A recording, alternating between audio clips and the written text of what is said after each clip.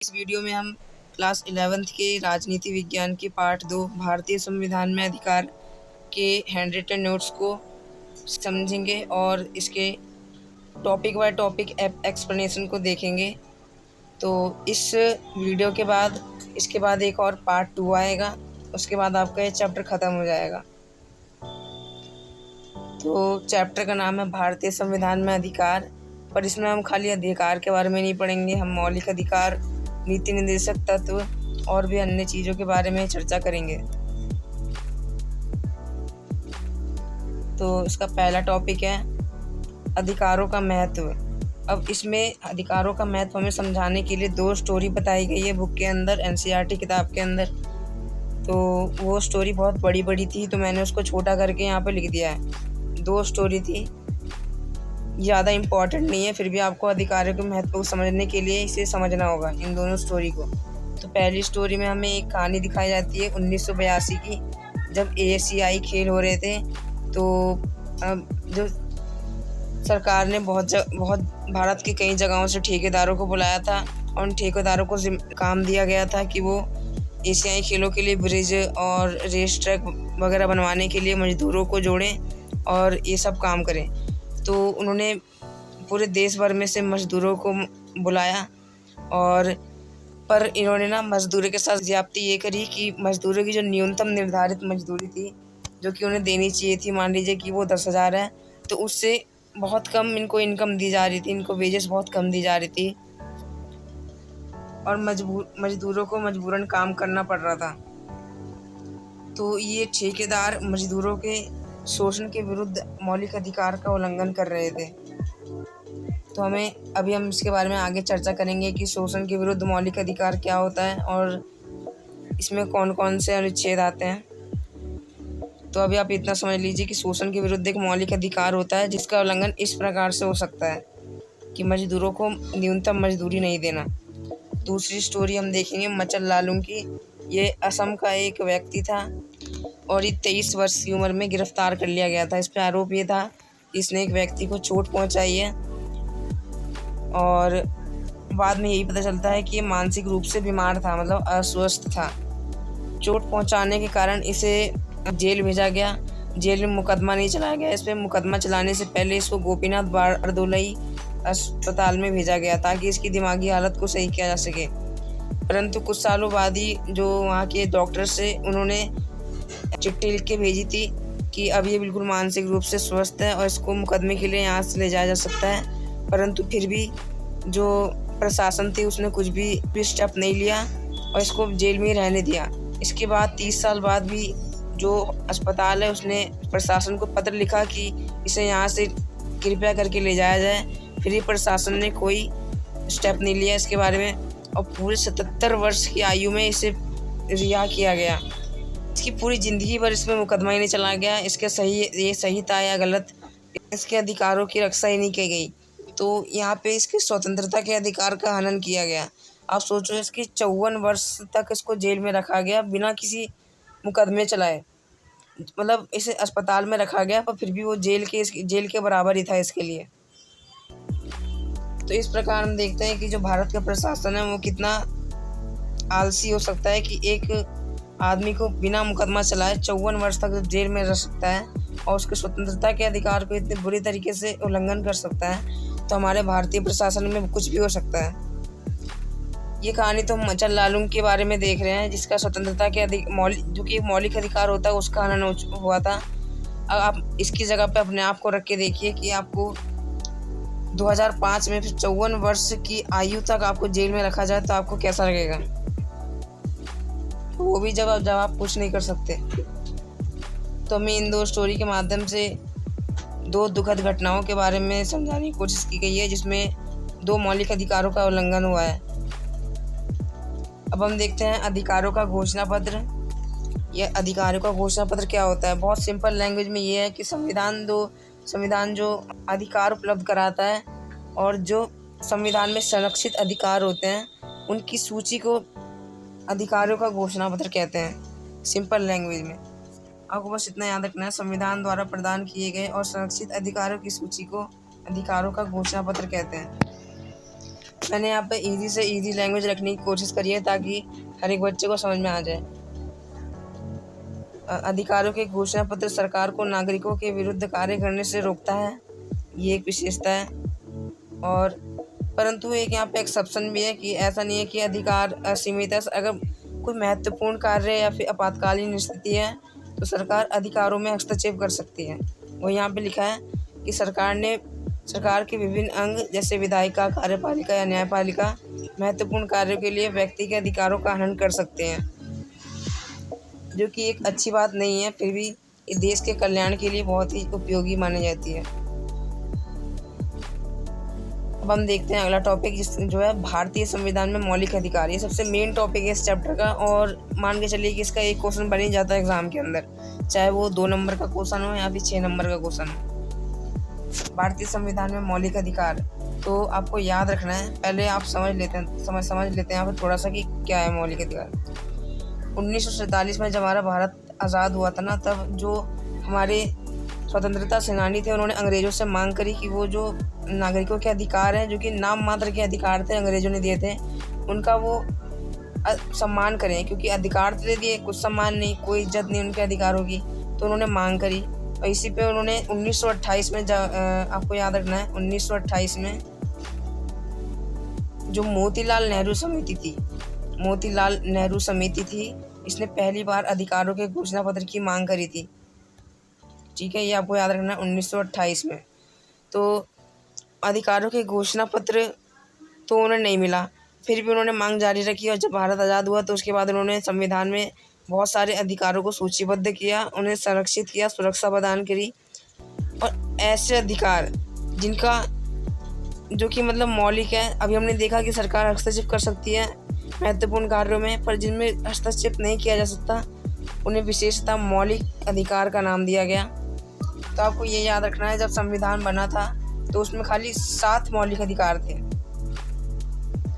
अब आपको ध्यान से सुनना है, जब संविधान बना था तब उसमें 7 मौलिक अधिकार थे, पर 1978 में हमारे संविधान का 44वां संशोधन किया गया, जिसमें से जो संपत्ति का मौलिक अधिकार है अनुच्छेद संख्या 31 के तहत उसे हटा दिया गया, उसे सामान्य कानूनी अधिकार में शामिल कर दिया गया। कब? 1978 में, 44वें संविधान संशोधन में। इसलिए 1978 के बाद केवल 6 मौलिक अधिकार हो गए। अब हम देखेंगे कि ये कैसे हुआ था। अब यहाँ पे आ जाते हैं, तो वही हमने देखा कि भारतीय संविधान में मौलिक अधिकार, अब यही देखते हैं। स्वतंत्रता संघर्ष के दौरान स्वतंत्रता आंदोलन में के नेताओं ने अंग्रेजों से मांग की कि वे नागरिकों के अधिकारों का आदर करें। 1928 में मोतीलाल नेहरू समिति ने अधिकारों के घोषणा पत्र की मांग उठाई, देखा हमने, और संविधान में उन अधिकारों को सूचीबद्ध किया गया जिन्हें सुरक्षा देनी थी, और उन्हें मौलिक अधिकारों का नाम दिया गया। यही पता चल गया हमें। अब देखते हैं, ये मौलिक अधिकार इतने महत्वपूर्ण है कि स्वयं सरकार या फिर कोई राज्य इनमें हस्तक्षेप नहीं कर सकती।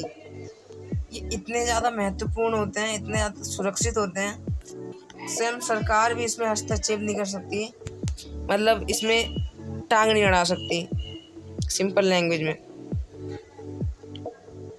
तो आपको ये इसमें मेन चीज़ याद रखना है कि मोतीलाल नेहरू समिति ने पहली बार अधिकारों घोषणा पत्र की मांग करी थी 1928 में। किससे? अंग्रेजों से। अब देखते हैं, ये एक इम्पॉर्टेंट टॉपिक है, मौलिक अधिकारों और अन्य अधिकारों के बीच अंतर। ये भी इसका अगर टॉपिक पूछा जाए तो भी आपको ये लिखना है, और मौलिक अधिकारों की विशेषताएं पूछी जाए तब भी आपको ये लिखना है। देखते हैं क्या ये। साधारण अधिकारों को सुरक्षा और लागू करने के लिए साधारण कानूनों का उपयोग किया जाता है, जबकि मौलिक अधिकारों की गारंटी और सुरक्षा स्वयं संविधान करता है। जो मौलिक अधिकार है उनकी गारंटी और सुरक्षा और लागू करने की जिम्मेदारी है स्वयं संविधान का है वो, और जो चीज़ संविधान करती है उसमें न्यायालय अपनी टांग अड़ाता है, और न्यायालय इतना मतलब सुरक्षित होता है कि न्यायालय किसी को भी हनन या फिर उल्लंघन नहीं करने देता है मौलिक अधिकारों का। मतलब आपको सिंपल लैंग्वेज में ये याद रखना है कि इसकी गारंटी और सुरक्षा स्वयं संविधान द्वारा की जाती है, और जबकि जो नॉर्मल कानूनी अधिकार होते हैं उनको साधारण कानूनों की सहायता से उनकी सुरक्षा दी जाती है या फिर उन्हें लागू किया जाता है। अब अगली विशेषता देखते हैं कि सामान्य कानून तो संसद कानून बनाकर परिवर्तन कर सकती है। जो सामान्य अधिकार होते हैं उनमें संसद केवल कुछ कानून बनाकर ही उसमें चेंजेस कर सकती है, परिवर्तन ला सकती है। परंतु जब मौलिक अधिकार की बात आ जाती है और इसमें परिवर्तन करने की बात आती है, तब इसमें केवल संविधान में संशोधन करके हम परिवर्तन कर सकते हैं। बिना संविधान में संशोधन किए इसमें परिवर्तन करना नामुमकिन है, असंभव है। और ये संशोधन करता कौन है? ये केवल संसद के हाथ में होता है। ये बात आपको याद रखनी है। ये 9th का टॉपिक है कि संविधान संशोधन कौन कर सकता है, तो ये संसद कर सकता है। पूछ सकते हैं 1 नंबर में। संविधान में संशोधन करने की शक्ति केवल संसद के पास होती है।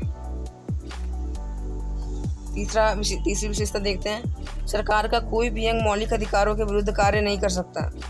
ये भी मेन विशेषता है कि कोई भी अंग, चाहे कार्यपालिका हो गया, न्यायपालिका या विधायिका, कोई भी अंग मौलिक अधिकारों के विरुद्ध कार्य नहीं कर सकता। अगर ऐसा हो जाता है तो अभी देखते हैं चौथे पॉइंट में क्या होता है। यदि विधायिका या कार्यपालिका के किसी कार्य और निर्णय से मौलिक अधिकारों का हनन होता है तो न्यायपालिका उसे अवैध घोषित कर उस पर प्रतिबंधन लगा सकती है। क्योंकि आपको पता है कि न्यायपालिका संविधान रक्षक है, और संविधान अगर मौलिक अधिकारों की सुरक्षा कर रहा है तो इसका मतलब न्यायपालिका की जिम्मेदारी है कि वो मौलिक अधिकारों का हर हालत में रक्षा करेगी। और मौलिक अधिकारों की रक्षा करने की जिम्मेदारी आ जाती है न्यायपालिका पे। तो न्यायपालिका ही उसकी देखरेख करेगी, और अगर उसका हनन होता है तो यही या फिर उस पर न्याय करेगी, उसे लागू करेगी। यदि विधायिका के और कार्यपालिका कोई ऐसा निर्णय ले लेती है या कोई ऐसा कार्य चला देती है जिससे मौलिक अधिकारों का हनन होता है या फिर उसका उल्लंघन होता है, तो न्यायपालिका उसे अवैध घोषित कर देगी, अमान्य घोषित कर देगी, मतलब इल्लीगल घोषित कर देगी और प्रतिबंधन लगा देगी। क्योंकि न्यायपालिका तीनों के पास सेम पावर होती है और तीनों एक दूसरे पे अंकुश रख सकते हैं। ये आपने 10th में पढ़ा होगा। अब 5th और सबसे मेन इसका विशेषता देखते हैं क्या। मौलिक अधिकारों की विशेषता इम्पोर्टेंट है। जहाँ पे मैंने इम्पोर्टेंट लिखा है, मान के चलिए कि इतना ज़्यादा इम्पोर्टेंट है कि ये 2-3 बार एग्जाम में पूछा गया, भले 1 नंबर में पूछा जरूर गया है। तो देखते हैं क्या ये। लेकिन मौलिक अधिकार निरंकुश या असीमित अधिकार नहीं है। ऐसा नहीं है कि मौलिक अधिकार अपनी मर्जी से कुछ भी करेगा, मतलब करते चला जाएगा। ये भले ही सच है कि मौलिक अधिकारों के बीच में कोई टांग नहीं अड़ा सकता, चाहे कोई भी हो, सरकार हो, नेता हो, कोई भी हो, राष्ट्रपति तक नहीं, केवल न्यायपालिका। पर ऐसा भी नहीं है कि ये असीमित अधिकार है या फिर निरंकुश अधिकार है। सरकार मौलिक अधिकारों पर औचित्यपूर्ण कारण से प्रतिबंधन लगा सकती है। और कब? और जब आपातकाल की स्थिति हो। अब इसको एक उदाहरण के रूप से समझते हैं। जब अभी 2020 में अभी कोरोना महामारी आई थी, तो उस समय लोगों को घर में रहने की सुझाव दिया जा रहा था। तो हम ऐसा नहीं कह सकते कि सरकार फिर स्वतंत्रता के मौलिक अधिकार का हनन कर रही है, क्योंकि ये लोग जनता के कल्याण के लिए है। वो आपातकाल की स्थिति है और उसमें जनता घरों में रहना बहुत ही ज़्यादा आवश्यक था। तो ये एक औचित्यपूर्ण कारण है कि ये आपदा आ रही थी, इसलिए स्वतंत्रता पर प्रतिबंधन लगाई गई थी। बिना किसी औचित्यपूर्ण कारण से मौलिक अधिकारों पर प्रतिबंधन बिल्कुल भी नहीं लगाया जा सकता। प्रतिबंधन लगाता कौन है? न्यायालय। और कौन सी स्थिति? आपातकाल की स्थिति। वही कोई महामारी आ गई या फिर देश में कोई आपदा आ गई, इसलिए। अब देखते हैं दक्षिण अफ्रीका के संविधान में अधिकारों का घोषणा पत्र। एक क्वेश्चन ये एमसीक्यू में पूछा जाता है कि किस देश के संविधान में सबसे ज़्यादा व्यापक और सबसे ज़्यादा अधिकारों का समावेश किया गया है। ये एक एमसीक्यू बनता है। तो बहुत बच्चे कंफ्यूज इस बात में हो जाते हैं कि कहीं इसका आंसर भारत तो नहीं है। इसका आंसर भारत बिल्कुल भी नहीं है। इसका आंसर है दक्षिण अफ्रीका। ये आपको याद रखना है, दक्षिण अफ्रीका। क्या किस चीज़ में? कि सबसे व्यापक और विद्यमान अधिकारों वाला देश।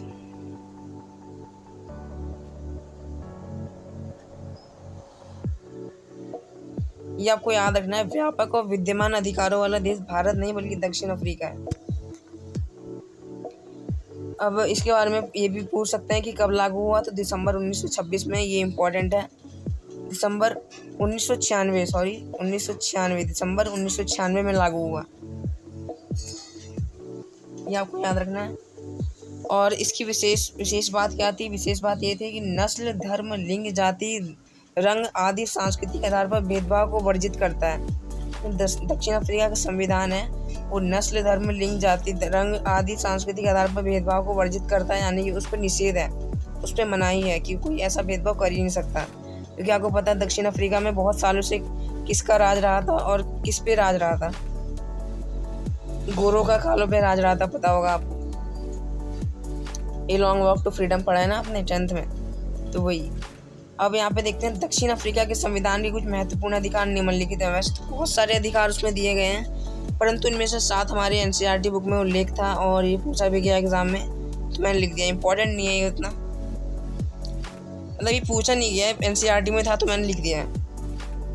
क्या कि दक्षिण अफ्रीका के संविधान में जो महत्वपूर्ण अधिकार हैं वो, तो पहला है गरिमा का अधिकार, निजता का अधिकार, श्रम संबंधी अधिकार, पर्यावरण संरक्षण का अधिकार, समुचित आवास का मतलब रहने का, कहीं भी बसने का अधिकार, सुरक्षित सांस्कृतिक, भाषिक और धार्मिक अधिकार, सूचना का अधिकार मतलब राइट टू इन्फॉर्मेशन। तो आगे चलते हैं, ये आप याद कर लेना पर उतना इम्पोर्टेंट नहीं है ये। आगे चलते हैं। अब यहाँ पे आता है संपत्ति का अधिकार। ये मैंने बताया था कि स्वतंत्रता के बाद मतलब संविधान बनने के बाद तो 7 मौलिक अधिकार थे, पर 1978 में एक को हटा दिया गया था, वो था संपत्ति का मौलिक अधिकार, और उसे 300 का के तहत एक सामान्य अधिकार बना दिया गया था। तो इस पे एमसीक्यू बहुत पूछा जाता है, तो यही लिखा मैंने। 1978 से पहले यह एक मौलिक अधिकार था जो कि अनुच्छेद 31 के तहत आता था, परंतु 1973 में न्यायालय ने यह मंजूरी दे दी कि इसे मौलिक अधिकारों से हटाया जा सकता है, क्योंकि इसे संविधान के मूल ढांचे पर कोई प्रभाव नहीं पड़ेगा। तो क्या हुआ, 1978 में जनता पार्टी का जो नेतृत्व था, आज की जनता पार्टी नहीं, पहले वाली जनता पार्टी ने इसे मौलिक अधिकार से सामान्य अधिकार में अनुच्छेद संख्या 300 का, यहाँ पे ए भी लिख सकते हैं, का भी लिख सकते हैं। अगर ए लिख रहे हो तो मतलब आर्टिकल 300A, और का लिख रहे हो तो अनुच्छेद संख्या 300 का में परिवर्तित कर दिया गया। किस संशोधन के तहत? 44वें संशोधन के तहत। ये पूछा जाता है कि संपत्ति के अधिकार को सामान्य अधिकार किस संविधान संशोधन में बनाया गया था, तो वो 44वां संविधान संशोधन था। तो आपको बस यही याद रखना है कि 1978 में 44वें संविधान संशोधन में संपत्ति के अधिकार को मौलिक अधिकार से एक सामान्य कानूनी अधिकार में परिवर्तित कर दिया गया था। पहले ये अनुच्छेद संख्या 31 था, बाद में इसे अनुच्छेद संख्या 300A में डाल दिया गया।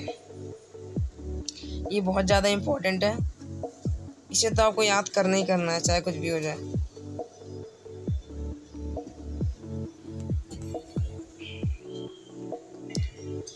अब एक देख लेते हैं यहाँ पे इम्पोर्टेंट बात कि अनुच्छेद संख्या 14 से लेकर 32 मौलिक अधिकार है, जो कि हम अभी नीचे देखने वाले हैं।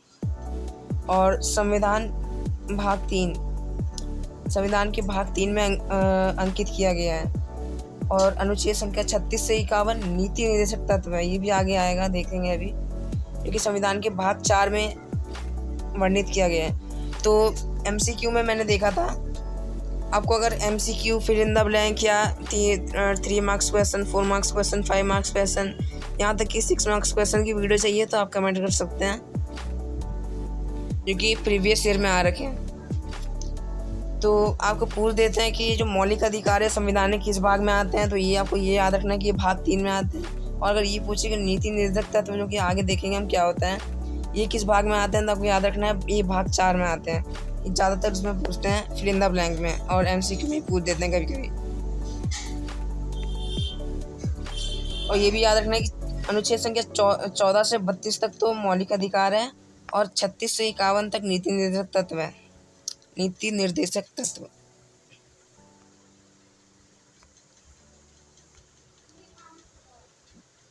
अब कुछ इम्पोर्टेंट अनुच्छेद देख लेते हैं। अच्छा, ये आपको नहीं करना है, ये काट रखा है मैंने ऐसे, ये कुछ नहीं है, ये गलती हो गई थी। अब हम आते हैं सबसे इम्पोर्टेंट टॉपिक इस चैप्टर के, मौलिक अधिकार। भारतीय संविधान में भाग 3 में अभी हमने देखा में 6 मौलिक अधिकार वर्णित हैं। कौन कौन से? समानता का अधिकार, अनुच्छेद संख्या जो कि अनुच्छेद संख्या 14 से 18 में वर्णित है, और स्वतंत्रता का अधिकार कि अनुच्छेद संख्या 19 से 22 में अंकित है। शोषण के विरुद्ध अधिकार अनुच्छेद संख्या 23 और 24। धार्मिक स्वतंत्रता का अधिकार अनुच्छेद संख्या 25 और 28। सांस्कृतिक एवं शिक्षा का अधिकार अनुच्छेद संख्या 29 और 30। संवैधानिक उपचारों का अधिकार अनुच्छेद संख्या 32। अभी तो आप इसे ब्रीफ में याद कर लीजिए, संक्षिप्त में। अभी आप इसे संक्षिप्त में याद कर लीजिए कि ये 6 मौलिक अधिकार हैं।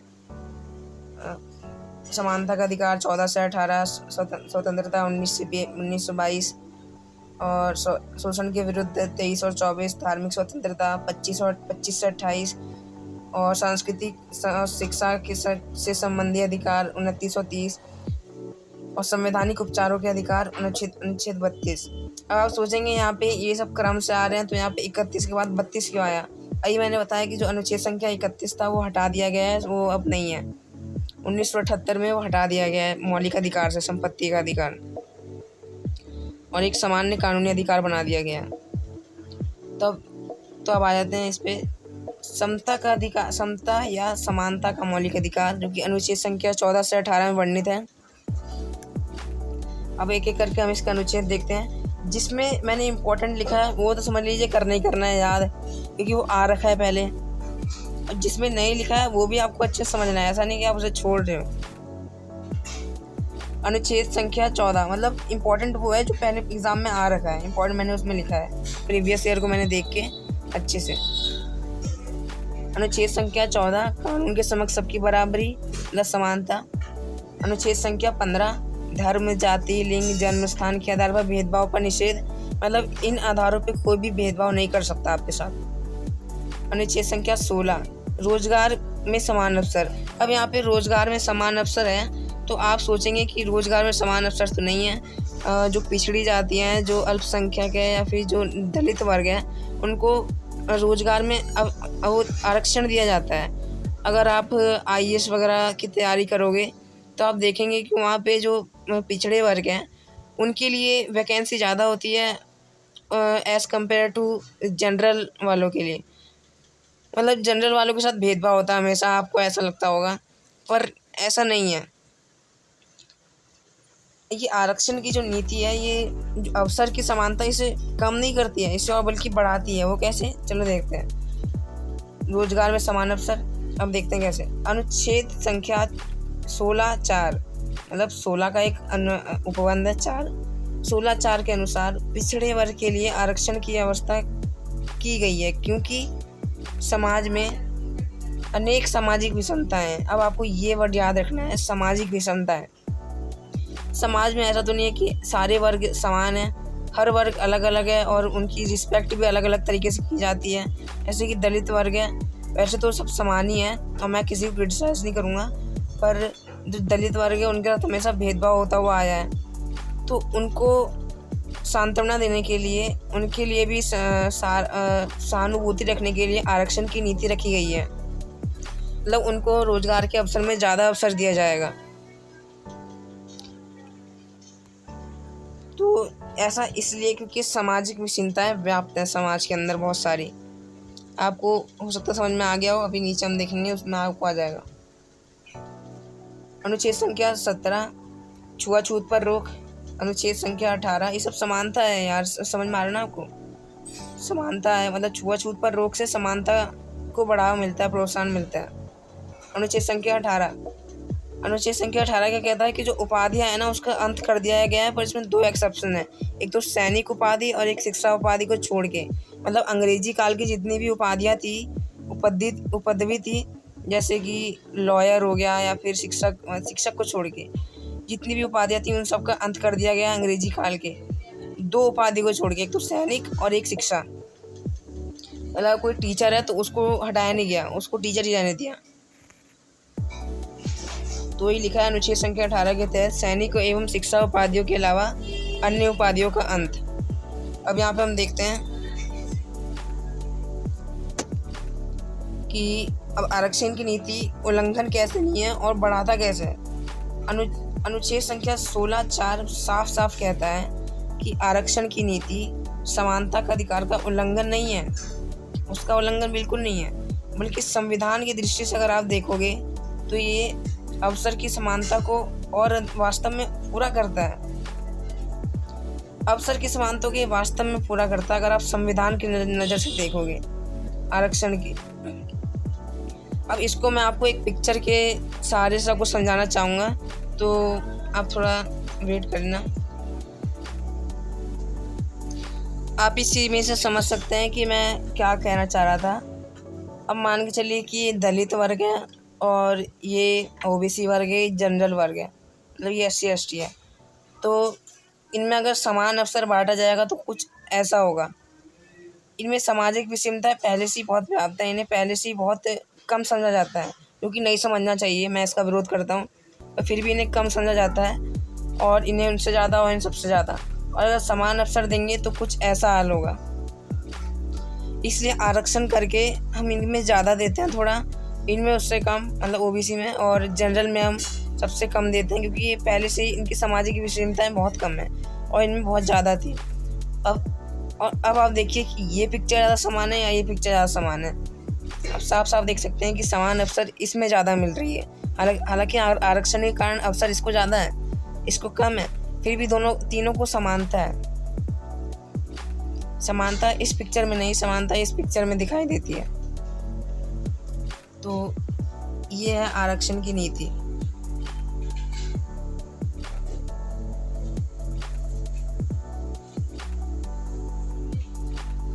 तो पार्ट 1 के लिए इतना ही। अगर आपको ये वीडियो पसंद आई है तो प्लीज़ चैनल को सपोर्ट करें। इसकी जो नोट्स की PDF है वो आपको डिस्क्रिप्शन में मिल जाएगी, इसकी लिंक। ये ड्राइव की लिंक होगी, इसलिए आपको ज़्यादा झंझट का तामझाम नहीं देखना पड़ेगा। तो मेरे को ये नोट्स बनाने में बहुत टाइम लग जाता है और आप देख सकते हैं कितने अच्छे से मैंने बनाया है, इम्पॉर्टेंट टॉपिक्स लिखे हैं और जो भी पॉइंट वाइज है वो सब मैंने इसके अंदर इंक्लूड किया है। NCERT का कोना कोना इसमें मैंने छान मार के जो इम्पोर्टेंट चीज़ें हैं जो कि एग्ज़ाम में आ रखी हैं पहले, वो ही मैंने चीज़ें लिखी हैं इसमें। आपको पता ही होगा कि हिंदी मीडियम वाले बच्चों के लिए कितना बुरा होता है यूट्यूब के ऊपर, मतलब उनके लिए कोई स्टफ़ ही अपलोड नहीं करता है। मैं चाहता हूँ कि मैं इस कमी को दूर करूँ, तो इसके लिए मुझे आपकी सहायता की ज़रूरत पड़ेगी। प्लीज़ सपोर्ट करें और चैनल को सब्सक्राइब करें। आप चाहें तो मुझे इन सोशल मीडिया पर भी फॉलो कर सकते हैं और सपोर्ट कर सकते हैं। Thanks for watching.